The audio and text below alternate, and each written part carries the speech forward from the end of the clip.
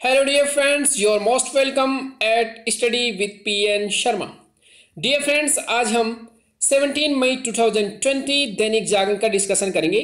तो आज के दिन दैनिक जागरण में कौन कौन सी न्यूज़ है जो हमारे यूपीएससी एंड स्टेट पीसीएस के पॉइंट ऑफ व्यू से इम्पोर्टेंट है, उन सभी न्यूज़ का हम आज डिस्कशन करेंगे। तो डिस्कशन करने से पहले एक बार देख लेते हैं कि वर्ल्ड में कोरोना केसेस की नंबर कितना है। तो अगर पूरे वर्ल्ड की बात करें तो 46 लाख टोटल केसेज हो चुके हैं कोरोना के। अमेरिका में 14 लाख और इंडिया की अगर हम बात करें तो यहाँ पर 90,000 केस हो चुके हैं इंडिया में। दिल्ली में है 9,000। अगर पूरे इंडिया में स्टेट्स को लेकर बात करें तो महाराष्ट्र फर्स्ट नंबर पर है 30,000, सेकंड पर है गुजरात 10,000, तमिलनाडु में भी 10,000 केसेज हो चुके हैं।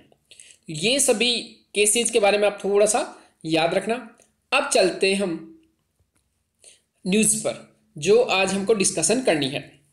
तो dear friends, government of India, आपको पता है कि प्रधानमंत्री जी ने 20 लाख करोड़ की एक जो वित्तीय उत्प्रेरक के रूप में इकोनॉमिक स्टिमुलस पैकेज के रूप में घोषणा की थी।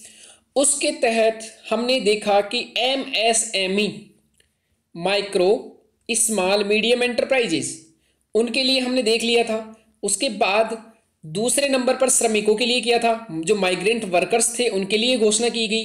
तीसरे नंबर पर एग्रीकल्चर सेक्टर के लिए घोषणा की गई थी।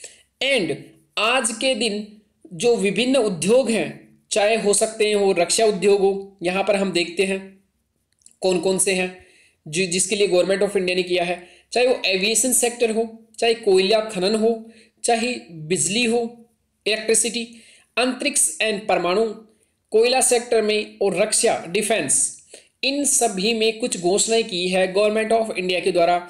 मीन्स निर्मला सीतारमण जी ने घोषणा की थी। तो क्या क्या है वो हम देखेंगे। जो इंपॉर्टेंट घोषणाएं हैं उनमें क्या किया है इन्होंने कि फर्स्ट अगर कोयला की बात करें, यहाँ पर है कि जो निवेश है मैन्युफैक्चर, रक्षा क्षेत्र जो था, जो हमारा डिफेंस सेक्टर, तो हम क्या करते थे हमेशा मैक्सिमम जो हमारे डिफेंस के इक्विपमेंट्स है, वेपन्स हैं, वो हम फॉरेन से इंपोर्ट करते थे, मीन्स आयात करते थे। अब गवर्नमेंट ऑफ इंडिया ने क्या कहा है कि जो ऐसे प्रोडक्ट या ऐसे वेपन जो हम खुद बना सकते हैं, खुद मैन्युफैक्चरिंग कर सकते हैं इंडिया में, उनके इंपोर्ट पर मीन्स उनके आयात पर क्या लगेगा, बैन लगेगा। साथ में जो मैन्युफैक्चरिंग के लिए जो एफडीआई था, मैन्युफैक्चरिंग में जो एफडीआई था, अगर कोई कंपनी बाहर की आकर यहाँ पर मैन्युफैक्चरिंग करना चाहती है हमारे रक्षा क्षेत्र में, तो उसके लिए पहले एफडीआई की मात्रा 49% थी, उसको बढ़ाकर 74% कर दी गई है। मीन्स रक्षा क्षेत्र में मैन्युफैक्चरिंग के लिए एफडीआई 49 से बढ़ाकर 74 कर दी गई है। एफडीआई क्या होती है ये आपको थोड़ा सा पता होना चाहिए, फॉरेन डायरेक्ट इन्वेस्टमेंट। यहाँ पर क्या होता है, कोई बाहर की कंपनी यहाँ पर इंडिया में पैसा लगाती है और यहाँ पर उत्पादन करती है, साथ में ही टेक्नोलॉजी लेकर आती है और यहाँ देश में वो रोजगार देती है। इसलिए एफडीआई हर किसी देश के लिए इंपॉर्टेंट है, उसके आर्थिक विकास के लिए। साथ में इन्होंने क्या किया है कि जो कोयला और खनन क्षेत्र है, इस सेक्टर में निजी सेक्टर की बड़ी भूमिका तय करते हुए अब 50 जो ब्लॉक हैं कोयला की, उनको कॉमर्शियल माइनिंग के लिए देंगे। इसमें इट मीन्स क्या है कि पहले अगर कोई कंपनी थी, अगर उसको कोल का अगर लाइसेंस मिलता था तो उस कोल का उपयोग वो खुद के लिए करती थी। मीन्स वो कॉमर्शियल यूज नहीं कर सकती थी। कोई भी कंपनी, अगर टाटा कंपनी है, टाटा को एक कोल ब्लॉक मिल गया तो वो अपने स्टील के लिए उसको उपयोग कर सकती थी, उसको किसी दूसरी कंपनी को बेच नहीं सकती थी। अपना जो कोयला, जिस कोयला खनन का उसको लाइसेंस मिला है, पट्टा मिला है, वहां से अगर वो कोयला निकाल रहा है तो खुद की कंपनी के लिए उपयोग करेगी, ना कि किसी दूसरी कंपनी को वो कॉमर्शियल रूप से बेच सकेगी। लेकिन अभी हाल में क्या किया गया है, अब डिसीजन लिया गया है कि 50 जो कोल ब्लॉक्स हैं, जो खाने हैं, उनकी माइनिंग इस तरीके से की जाएगी कि जिस कंपनी को इसका पट्टा दिया जाएगा, लाइसेंस दिया जाएगा, वो खुद के उपयोग के अलावा किसी और को भी कॉमर्शियल रूप से उस कोयले को बेच सकेगी। तो ये क्या है, कॉमर्शियल माइनिंग, तो याद रखना यहां पर ये इंपॉर्टेंट था। उसके अलावा यहां पर जो इन्होंने इंपॉर्टेंट जो एक डिसीजन लिया है वो है स्पेस से रिलेटेड। अगर यहां नहीं भी दे रखा है तो हम देखते हैं आगे यहां पर इन्होंने क्या कहा है, एविएशन सेक्टर। तो एविएशन सेक्टर में नई उड़ान मींस यहां पर क्या किया जाएगा कि कैसे उड़ान सेवा की लागत में कमी लाने के लिए 1000 करोड़ के पैकेज का, कि जो महंगी उड़ानें हैं जहां आम आदमी अभी भी नहीं बैठ सकता है उसके लिए। साथ में एयर स्पेस जो है वो अभी कैसे क्या होता है कि जो इंडिया की जो चारों तरफ बाउंड्री है, तो टेरिटरी जो इंडिया की है उसकी सरफेस से लेकर जो एयर में 100 किलोमीटर तक ऊपर, जमीन से लेकर हवा में 100 किलोमीटर तक एयर स्पेस आता है हर कंट्री का। तो 100 किलोमीटर तक का जो एयर स्पेस है बाउंड्री से चारों तरफ, उसमें से हम केवल 60% उपयोग कर रहे थे, जबकि 40% अभी उपयोग नहीं हो रहा था। तो गवर्नमेंट ऑफ इंडिया का अब प्लान क्या है कि पूरा अगर 100% हम उपयोग करने लगेंगे तो क्या होगा कि जितनी उड़ानें हैं उनकी संख्या बढ़ेगी, संख्या बढ़ने से क्या है उनकी लागत कम हो जाएगी, ज़्यादा उड़ानें गुजरेगी कहाँ से, इंडिया के एयर स्पेस से। तो आप याद रखना, एक काफ़ी बार न्यूज़ में भी आता है कि कई बार एयर स्पेस को बंद कर दिया था पाकिस्तान ने, क्योंकि जैसे ही अगर इंडिया यहाँ पर है, यहाँ पर पाकिस्तान, इंडिया से यहाँ तो जाते हुए अगर यूरोप में जा रही है कोई प्लेन इंडिया की प्रधानमंत्री साहब की, तो ये इनका जो 100 किलोमीटर ऊपर का एयर में एरिया है आकाश में, उसमें आप नहीं उड़ा सकते। ये किसी देश का क्या रहता है, एयर स्पेस। अब कोयला खनन में हमने देख लिया कि क्या सुधार करने जा रही है गवर्नमेंट। कोयला खनन में ये कोयला जो ब्लॉक हैं 50 नॉट 500 खनन ब्लॉक निजी सेक्टर को देने का फैसला किया है, नॉट 500 ओनली 50 कोल ब्लॉक। तो ये यहाँ पर देखो, यहाँ पर क्या है, गलती कर दी गई है न्यूज़पेपर में भी, तो थोड़ा सा समझदारी से काम लेना है। सस्ती बिजली मिलने का रास्ता साफ होगा। क्या है यहाँ पर कि आगे के हम देखेंगे कि यहाँ पर स्मार्ट मीटर्स का उपयोग किया जाएगा। साथ में गवर्नमेंट ऑफ इंडिया जो सब्सिडी दे रही है, गवर्नमेंट ऑफ इंडिया जो सब्सिडी दे रही है, तो सब्सिडी का जो पैसा कम करती है गवर्नमेंट, उस सब्सिडी का पैसा जो कम कर कर दूसरों को फायदा देती है, उस जो पैसा गवर्नमेंट के ऊपर पड़ता है सब्सिडी के रूप में, वो ग्राहकों पर डाल देती है। दूसरी तरफ से इनडायरेक्टली किसानों को सब्सिडी के रूप में बिजली मिल रही है, लेकिन ग्राहकों पर ही उस सब्सिडी का बोझ डाल दिया जाता है। तो इसको भी अब बंद किया जाएगा। तो ये सभी इंपॉर्टेंट था। अंतरिक्ष का हम क्या रहेगा, अंतरिक्ष में आगे देखेंगे कि अंतरिक्ष में अब पहले केवल इसरो के द्वारा काम किया जाता था, अब इसरो के अलावा जो प्राइवेट सेक्टर है वो इसरो की जितनी भी सुविधाएं हैं उनको उपयोग कर सकेगा, और वो जो प्राइवेट सेक्टर वो भी अंतरिक्ष में अनुसंधान करेगा। साथ में अंतरिक्ष में अब आने वाले टाइम में अंतरिक्ष टूरिज्म जो फ्लाइट्स भेज सकेगा कौन, प्राइवेट सेक्टर भी अपना अंतरिक्ष यान भी भेज सकेगा कौन, प्राइवेट सेक्टर, अगर वो चाहेंगे तो। जैसे अमेरिका में स्पेस एक्स है एलन मस्क की, वहाँ पर जो प्राइवेट सेक्टर की जो कंपनी है वो नासा से मिलकर काम करती है, उसी तरह अब इंडिया में भी ये पूरी जो कंपनियां हैं जिसकी भी इच्छा होगी वो क्या करेगी, अब इसरो के साथ मिलकर काम करेगी। इसरो का जो इंफ्रास्ट्रक्चर है स्पेस के लिए उनका वो उपयोग कर पाएगी। पहले कई तरह के रूल एंड रेगुलेशन थे, इसके कारण वो उपयोग नहीं कर पाते थे। साथ में जो परमाणु ऊर्जा है, परमाणु सेक्टर में क्या किया जाएगा, परमाणु ऊर्जा से संबंधित जितना भी एटॉमिक एनर्जी है ये पूरे तरह गवर्नमेंट के अंडर में था। अब क्या किया जाएगा, ऐसे परमाणु जो रिएक्टर्स लगाए जाएंगे जो बीमारियों से संबंधित अनुसंधान कर सके, वहां पर भी प्राइवेट सेक्टर की भूमिका को बढ़ाया जाएगा। तो ये सभी आज की न्यूज के इंपॉर्टेंट पॉइंट्स थे पेज नंबर फर्स्ट पर। पेज नंबर फर्स्ट पर भारत और अमेरिका की दोस्ती के नए मुकाम पर यहाँ पर हमारे लिए जो इंपॉर्टेंट पॉइंट है वो क्या है कि हमने अमेरिका ने एक मेडिसिन की डिमांड की थी हाइड्रोक्सीक्लोरोक्विन। हाइड्रोक्सीक्लोरोक्विन ये क्या है, एंटी मलेरियल दवा है, जो एंटी मलेरियल दवा अभी यूज की गई है किसके लिए, कोरोना वायरस के लिए। तो ये आप हमेशा ध्यान रखना कि हमारे लिए ये इंपॉर्टेंट है हाइड्रोक्सीक्लोरोक्विन। कभी भी आने वाले टाइम में अगर टॉपिक आएगा कि भारत और अमेरिका की दोस्ती के, तो हम इसका उपयोग कर सकते हैं। तो एक ही है यहाँ लिखने लायक। अमेरिका हमको वेंटिलेटर दे रहा है but not that important. Okay, यहाँ पर पेज नंबर सेकंड पर हमारे लिए कोई इंपॉर्टेंट न्यूज़ नहीं है, क्योंकि कैपिटल नेशनल कैपिटल संबंधित सारी न्यूज़ है जो हमारे लिए इंपॉर्टेंट नहीं है यूपीएससी एंड स्टेट पीसीएस के लिए। पेज नंबर पेज नंबर 3 पर भी आज ऐसी न्यूज़ नहीं है जो हमारे लिए इंपॉर्टेंट हो। बस यहाँ पर एक आप याद रख सकते हो, दैट्स इंपॉर्टेंट, कि प्रवासी मजदूरों के लिए बनाए जाएंगे राशन कार्ड। यहाँ पर जो एक गवर्नमेंट ऑफ इंडिया ने स्कीम लेकर आई है वो है one nation one ration card.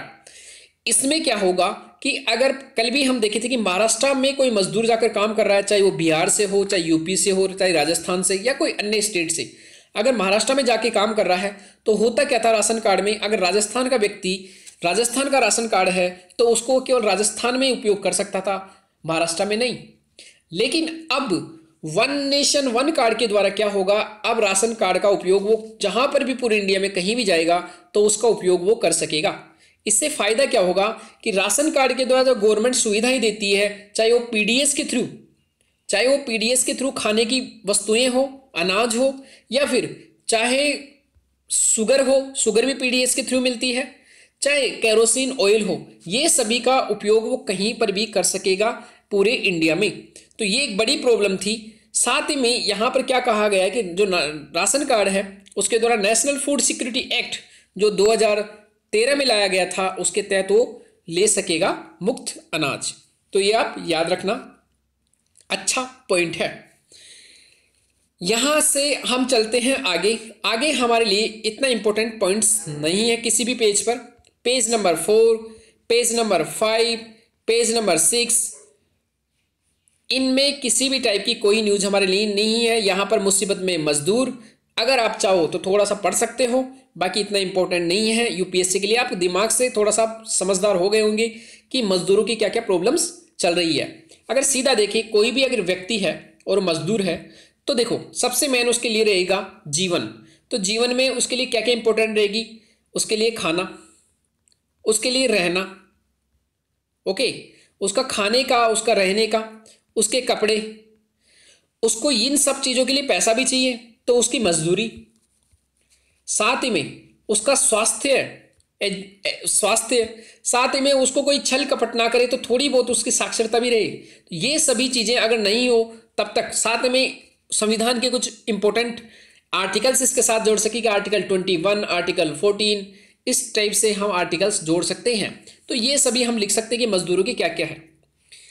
यहां पर जो इंपॉर्टेंट है डायरेक्ट ही है हमारे लिए, पेज नंबर 7 पर एक इंपॉर्टेंट न्यूज है, उसके बारे में हम देखेंगे केवल और केवल कि कोई भी व्यक्ति हो महामारी पर भूख तारी, मीन्स महामारी के कारण कई बार कई लोग भूखे मर रहे हैं। जो स्पेशली जो हम व्यक्ति देखें, अगर जो मजदूर हैं उनको कई तरह की प्रॉब्लम्स से सामना करना पड़ रहा है। तो यहाँ पर इन्होंने डाटा काफ़ी यूज किए हैं। तो मेरा कहना यह है कि जनरली इन डाटाज का उपयोग मत करना। जिस समय आप एग्जाम दो उस समय कुछ डाटा हैं उन्हीं को आप याद रख सकते हो, अदरवाइज अननेसेसरी अगर आप डाटा इकट्ठा करोगे तो ये बाद में याद नहीं रहता है। कोई बहुत इंपॉर्टेंट डाटा, जैसे अगर हम बात करें कि एग्रीकल्चर सेक्टर में जीडीपी कितनी है 16%, कितने लोग 60%, 16% क्या नाम से जीडीपी में योगदान है, 60% लोग डिपेंड है एग्रीकल्चर पर, मीन्स एग्रीकल्चर पर रोजगार के लिए। तो ये सब डाटा ऐसे इंपॉर्टेंट है। जीडीपी ग्रोथ रेट अभी प्रेजेंट में कितनी चल रही है, ये कुछ डाटाज हैं जो जनरली इंपॉर्टेंट रहते हैं। अदरवाइज बेरोजगारी कितनी चल रही है ये ज़्यादा लिखने की जरूरत नहीं है, इनसे बेहतर कोई और डाटा हो वो आप उपयोग कर सकते हो। यहाँ जो इंपॉर्टेंट है कि जीवन का अधिकार जो है हमारे संविधान में इंपॉर्टेंट पार्ट है। क्या है हमारे संविधान में आर्टिकल 21 जो है उसमें जीवन जीने की और बॉडी की स्वतंत्रता, means right to freedom of life and personal liberty, means जीवन की और उसकी पर्सनल जो लिबर्टी है, मीन्स जो खुद की स्वतंत्रता है, उसका क्या है, उसको अधिकार। और यूपीएससी 2019 में सीधा क्वेश्चन पूछ लिया कि यूपीएससी 2019 में सीधा क्वेश्चन पूछा कि कोई व्यक्ति अगर शादी करना चाहता है तो वो किस अधिकार के तहत आता है, जीवन जीने के अधिकार के तहत। तो आर्टिकल 21 वहां सीधा क्वेश्चन था। आर्टिकल 39(1)(a) नागरिकों की आजीविका को सुरक्षित करने के लिए सरकार के पर्याप्त कदम उठाने की बात करता है। मीन्स यहां पर क्या है, आर्टिकल 31(a) के तहत ये डीपीएसपी है, नीति निर्देशक तत्वों में कहा गया है कि कोई भी व्यक्ति को जो जीवन जीने के लिए स्पेसिफिक जो काम चाहिए वो आप आपका देने की मीन्स जरूरत है। इसलिए गवर्नमेंट ने महानरेगा लेकर आई इसको इम्प्लीमेंट करने के लिए। अनुच्छेद जो आर्टिकल 41 है उसमें सभी लोगों के काम करने के अधिकार को सुनिश्चित करने के लिए आर्थिक समता के दायरे में सरकार द्वारा प्रभावी प्रावधान, ये भी आर्टिकल क्या है, डीपीएसपी। नीति निर्देशक तत्व, नीति निर्देशक तत्व क्या है, सरकार को ये बताते हैं कि आपको गवर्नेंस कैसे करनी है, इसीलिए नीति निर्देशक तत्व हमारे लिए बहुत इंपॉर्टेंट है। और फंडामेंटल राइट और नीति निर्देशक तत्वों में क्या डिफरेंस है, ये आप याद रखना कि अगर किसी व्यक्ति के फंडामेंटल राइट्स का वायोलेशन हो रहा है, अगर किसी व्यक्ति को फंडामेंटल राइट्स नहीं मिल रहे हैं, तो डायरेक्टली सुप्रीम कोर्ट और हाई कोर्ट जा सकता है, हाई कोर्ट और सुप्रीम कोर्ट जा सकता है। लेकिन अगर डीपीएसपी जो संविधान में लिखे हुए हैं उनकी पूर्ति नहीं हो रही है, तो वो जाकर वो कोर्ट में नहीं जा सकता, mean supreme court high court में जाकर ये नहीं कह सकता कि सरकार इन्हें लागू नहीं कर रही है, ये सरकार के ऊपर डिपेंड करता है। तो यही अंतर है main DPSP and fundamental rights में। तो ये दोनों पॉइंट्स आप याद रखना। अब हम चलते हैं आगे, हमारे लिए इसमें इतने इंपॉर्टेंट नहीं है। पेज नंबर 8, आर्थिक पैकेज कितना असरकारक। इन्होंने थोड़ा सा क्रिटिसाइज किया है कि आर्थिक पैकेज, इन्होंने बहुत अच्छा पॉइंट्स लिखे हैं, तो इसको एक बार जरूर देखना कि आर्थिक पैकेज में इन्होंने कहा है कि जो ये जितने भी, अगर बात करें कि आप जितने भी अभी प्रेजेंट में एमएसएमई को लेकर चेंज कर रहे हो, आप एसेंशियल जो कमोडिटी एक्ट है, एसेंशियल कमोडिटी एक्ट, तो ये समय पर क्यों नहीं कर रही ये सुधार। ये सुधार आज से 10 सालों से चले आ रहे हैं कि भाई आप आवश्यक वस्तु अधिनियम में चेंज करो, लेकिन आपने अभी तक नहीं किया।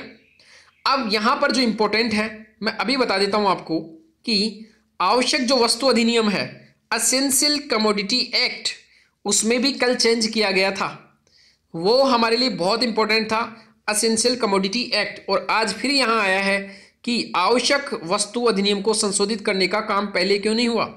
और ये इसलिए इंपॉर्टेंट है कि आज द हिंदू में इसके ऊपर अच्छे से लेख आया है। इसमें क्या किया गया, कल भी हमने क्या किया था, डिस्कशन किया था, एसेंशियल कमोडिटी एक्ट 1955। इसके तहत क्या था कि जो गवर्नमेंट है वो स्टॉक फिक्स कर देती थी, स्टॉक की लिमिट, मीन्स आप उससे ज़्यादा किसी भी एग्रीकल्चर वस्तु का स्टॉक नहीं कर सकते, मीन्स भंडारण नहीं कर सकते। इससे प्रॉब्लम क्या होती थी, गवर्नमेंट ऐसा क्यों करती थी कि अगर मान लीजिए कोई स्टॉक है, उसने 500 टन स्टॉक कर लिया प्याज का, और यहाँ पर बाजार में छोटी छोटी और शॉप है, इनके पास प्याज क्या हो जाएगा, ख़त्म हो जाएगा। तो जब प्याज इनके पास नहीं रहेगा, किसी एक ही व्यक्ति ने 500 टन प्याज का स्टॉक कर लिया, तो यहाँ पर महंगा होने लगेगा प्याज कमी के कारण। धीरे धीरे ये क्या करेगा, 500 टन प्याज से यहाँ पर क्या देगा, करेगा, सप्लाई करना स्टार्ट करेगा, और इस महंगे बढ़े हुए भाव का ये फायदा उठाने की कोशिश करेगा। इसलिए गवर्नमेंट ऑफ इंडिया ने क्या किया था कि इस स्टॉक की लिमिट कर दी कि आप 500 टन की जगह केवल 50 टन रख सकते हो। तो बचा जो 550 टन है, 450 टन है, वो मार्केट में कहीं ना कहीं रहेगा, तो मार्केट में इक्वलाइजेशन रहेगा, तो क्या है कि महंगाई कम होगी।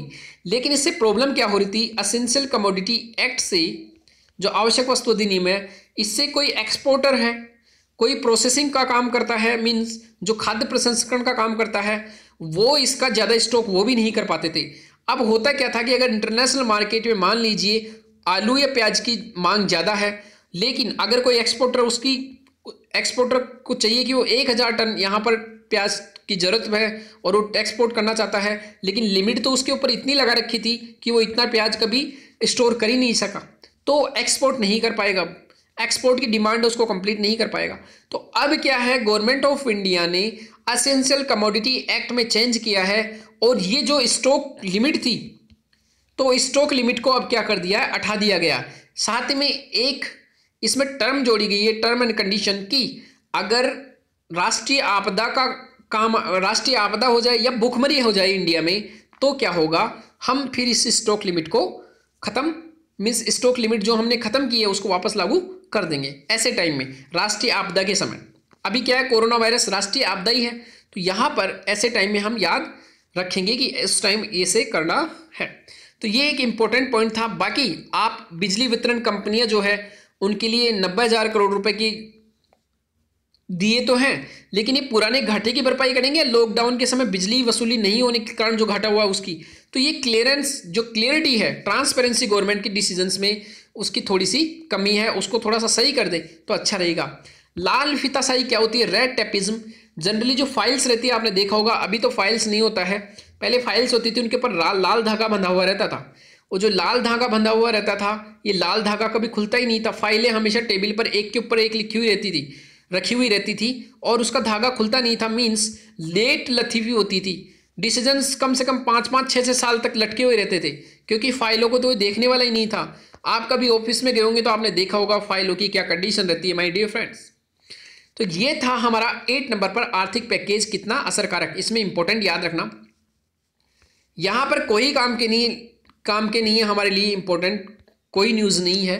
तो यहां से आपको कुछ पढ़ने की जरूरत नहीं है। पुरस्कारों को लेकर उदासीनता का भाव यूपीएससी के लिए इंपॉर्टेंट नहीं है कोई भी न्यूज़। तो आप इन सभी का क्या रखोगे, ध्यान रखोगे। आगे हम चलते हैं पेज नंबर 10 पर। यह हमारे लिए इंपॉर्टेंट है।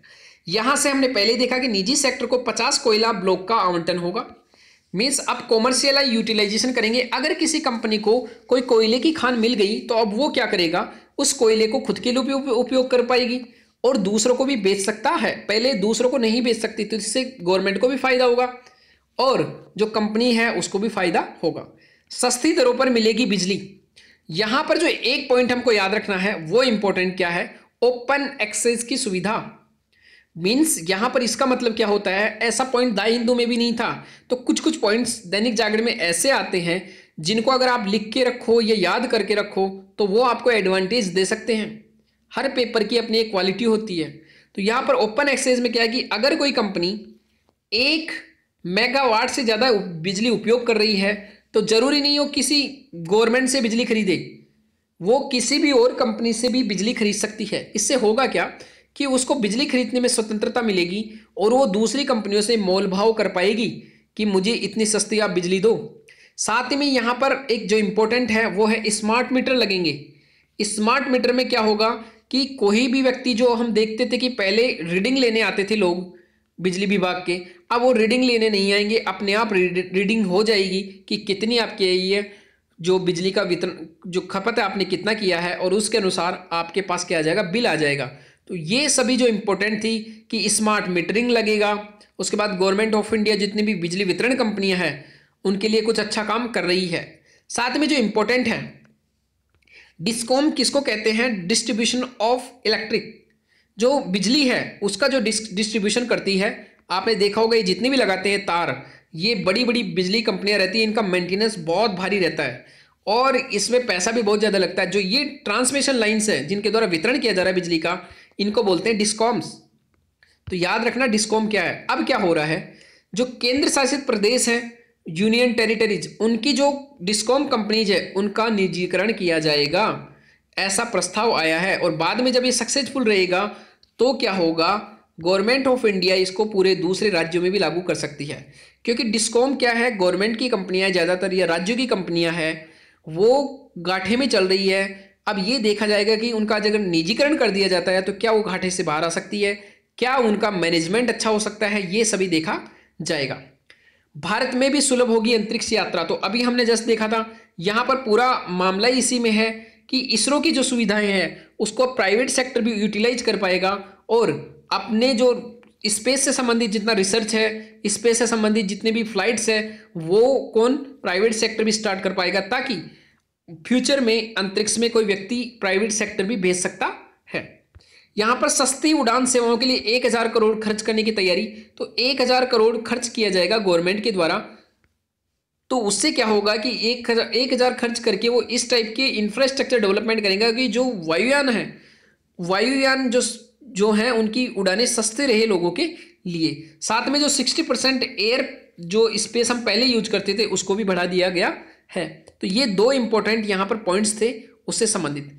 रक्षा क्षेत्र की हमने पहले भी बात की थी कि रक्षा क्षेत्र में क्या किया गया है, जो 70% अभी FDI को बढ़ा दिया गया है। मीन्स 70% अगर कोई इंडिया की कंपनी है, मान लीजिए गवर्नमेंट की कोई कंपनी है, तो उसमें बाहर से पैसा 74%, अगर इस कंपनी, ये 100 रुपये की कंपनी है तो 74 जो पैसा रुपए है वो बाहर के लोग लगा सकते हैं और रिमेनिंग जो पैसा है वो कौन, इंडिया के लोग लगा सकते हैं। तो ये क्या है आपका FDI। तो ये आप थोड़ा सा याद रखना। तो यहाँ पर जो इंपॉर्टेंट था, कोयला, हमारा कोयले से संबंधित क्या नए चेंज हुए हैं, बिजलियों से संबंधित ओपन एक्सेस की प्रणाली वो अपनाई जाएगी, उसके बारे में याद रखना। यहाँ पर अंतरिक्ष में क्या किया हमने, इसरो के साथ अब प्राइवेट सेक्टर भी आएगा जो अपनी लॉन्च करेगा उड़ाने। अब जैसे इसरो अपने सैटेलाइट भेजता था, उसी तरह प्राइवेट सेक्टर भी अपने सैटेलाइट भेज सकेगा। यहाँ पर एविएशन में क्या काम हुआ है, सस्ती उड़ानों के लिए 1,000 रुपये, साथ में हमारा जो एयर स्पेस था उसको बढ़ाया गया है कि एयर स्पेस को हम कैसे बेटर यूटिलाइज कर सकें। अंतर्राष्ट्रीय में अगर देखें हम तो वुहान में जांच कराने को उमड़ी भीड़, तो ये इतना इम्पोर्टेंट नहीं है, इतना इम्पोर्टेंट नहीं है, तो हमारे यूपीएससी के लिए इम्पोर्टेंट नहीं है, तो हम उस पर ध्यान नहीं देंगे। 12th नंबर जो चैप्टर है वहाँ पर थोड़ा सा याद रखना कि आने वाले 24 आवर्स में एक समुद्री तूफान आ सकता है। कहाँ पर, दक्षिणी पूर्वी बंगाल की खाड़ी, और ये यहाँ पर उड़ीसा में प्रॉब्लम कर सकता है, लेकिन इसका देश के अन्य भागों पर भी इफेक्ट पड़ सकता है। तो आप ये याद रखोगे। लॉकडाउन का अंधेरा कोई मतलब नहीं है, हमारे यूपीएससी के लिए इंपॉर्टेंट न्यूज़ नहीं है। हमारे लिए अब जो इंपॉर्टेंट न्यूज़ है वो है पेज नंबर 13। तो पेज नंबर 13 पे बदली अदालतों की दुनिया। हमारे लिए जो इंपॉर्टेंट है वो है कि ई कोर्ट क्या होता है। अभी कोरोना वायरस के कारण क्या हो रहा है कि कोर्ट में सुनवाई नहीं हो रही है, जो जनरल सुनवाई चलती है कि लोगों को सोशल डिस्टेंसिंग बरकरार रखना है। तो क्या होगा, यहाँ पर कोई वकील बैठा है, किसी जेल में कोई अपराधी है, तो दोनों को क्या है इंटरनेट से कनेक्ट कर दिया गया है और ई कोर्ट के द्वारा सुनवाई हो रही है। ई कोर्ट के द्वारा सुनवाई हो रही है।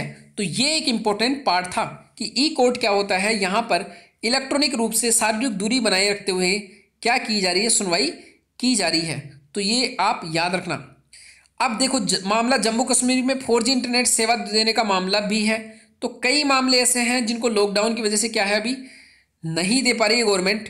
तो ये आप याद रखना, ठीक है।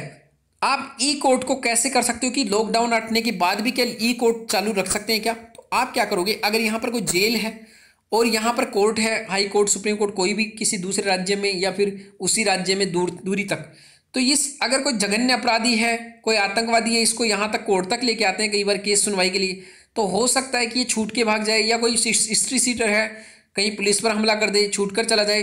तो ऐसों के लिए क्या है, ई गवर्नेंस के तहत मीन्स ई सुप्रीम कोर्ट, ई हाई कोर्ट, ई कोर्ट, इसकी सुविधा उनको दे सकते हैं। तो इससे देश की जो आंतरिक सुरक्षा है उसको भी खतरा नहीं होगा।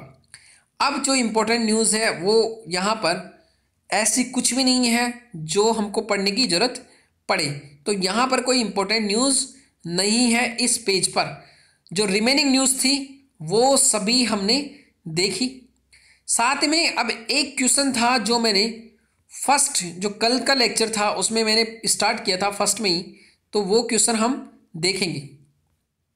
एक इम्पोर्टेंट क्वेश्चन था यहाँ पर, उसका हम डिस्कशन करते हैं एक बार। क्वेश्चन क्या था कि प्रधानमंत्री फसल बीमा योजना, प्रधानमंत्री फसल बीमा योजना, उससे संबंधित कथनों पर हमको विचार करना था। डियर फ्रेंड्स, आपने 2-3 जितने लोगों ने भी आंसर किया, बी किया है कि इसमें एक फर्स्ट जो स्टेटमेंट था कि बीमा की राशि जो है वो समान रहती है। दूसरे में ये था कि ओलावृष्टि वगैरह जो भी होता है उसका बीमा किया जाता है। ये सेकंड स्टेटमेंट सही था। फर्स्ट में स्टेटमेंट सही था, वहाँ ये लिखा हुआ था कि बीमा की जो राशि है, प्रीमियम रेट है वो समान है, जबकि ऐसा नहीं है। उसमें खरीफ जो क्रॉप है उनके लिए 2% थी, रबी के लिए 1.5% थी, जबकि कॉमर्शियल क्रॉप के लिए 5% की बीमा की दर थी। तो इसलिए याद रखना ये क्या होता है बीमा की दर, मैं बता देता हूँ आपको कि अगर होता क्या है कि आप 1 हेक्टेयर आपके पास ज़मीन है, 1 हेक्टेयर में आप चावल उगाए हो, राइस। जब आपने चावल उगाया राइस तो क्या होगा, उसकी कीमत कितनी आएगी, मान लो 30,000 आ रही है। तो ये आपका जो चावल है, 1 हेक्टेयर में चावल उगाया आपने, उसको 30,000 रुपये का हो गया। अब आप इस 1 हेक्टेयर के चावल की क्या करवा रहे हो, बीमा करवा रहे हो। अब बीमा करवाओगे तो कंपनी क्या बोलती है कि 30,000 का आप क्या करो, 10% हमें दे दो, तब आपकी ये पूरा 30,000 और ये जो राइस है उसका हम बीमा कर देंगे। लेकिन किसान के पास इतना 10% नहीं है पैसा देने के लिए, तो क्या होगा, किसान को कहा गया कि आप 1.5% कर दो। अब जैसे चावल खरीफ की फसल है तो इसके लिए कितना हो जाएगा, 2%, मीन्स 30,000 का कितना 2% किसान देगा। बाकी रिमेनिंग जो है 10% में से 8% वो कौन देगी, गवर्नमेंट्स देगी, और उसमें भी बांट लेगी, वो स्टेट और सेंट्रल गवर्नमेंट आपस में बांट लेगी। तो ये जो बीमा की राशि है 2%, ये अलग अलग किसानों के लिए अलग अलग रहती है, क्योंकि हो सकता है कि किसी राज्य में जो 1 हेक्टेयर में चावल होगा उसकी कीमत हो सकती है 20,000, किसी में वो चावल कम हो उत्पादन होगा तो 20 की जगह केवल 15,000 भी हो सकता है। तो 15,000 का 2%, इस आधार पर अलग अलग राज्यों में वो जिले वाइज पूरा एक एग्रीकल्चर सेंसस होता है, एग्रीकल्चर की गणना होती है, उसके द्वारा वो फिक्स होता है कि कितना चार्जेज होगा, 1 हेक्टेयर की कीमत कितनी है, उस आधार पर फिर 2% लगाकर प्रीमियम भरा जाता है। तो यही बात थी कि खरीफ के लिए 2% था, रबी के लिए 1.5% और कॉमर्शियल क्रॉप जो थी, व्यवसायिक क्रॉप जैसे है हॉर्टिकल्चर क्रॉप, उनके लिए कितना था वो 5%। तो इसलिए बीमा की दर क्या होगी अलग अलग। तो स्टेटमेंट क्या हो गया फर्स्ट गलत, जो बी स्टेटमेंट है वो क्या था सही, मिस स्टेटमेंट सेकंड क्या था सही, इसलिए यहां पर आंसर क्या था 1 ओनली 2। तो ये आप याद रखोगे, दोनों स्टेटमेंट सही नहीं थे, तो ये क्या हो जाएगा हमारा राइट आंसर। तो माय डियर फ्रेंड्स, आप सभी ने जिन्होंने सेकंड स्टेटमेंट के साथ जो राइट आंसर किया है वो क्या हो जाएगा सही आंसर हो जाएगा। तो स्टेटमेंट इसमें क्या हो गया, जो सेकंड स्टेटमेंट है वो क्या हो गया, सेकंड स्टेटमेंट सही हो जाएगा, मींस बी। तो my dear friends, thank you very much for today's Dainik Jagran analysis.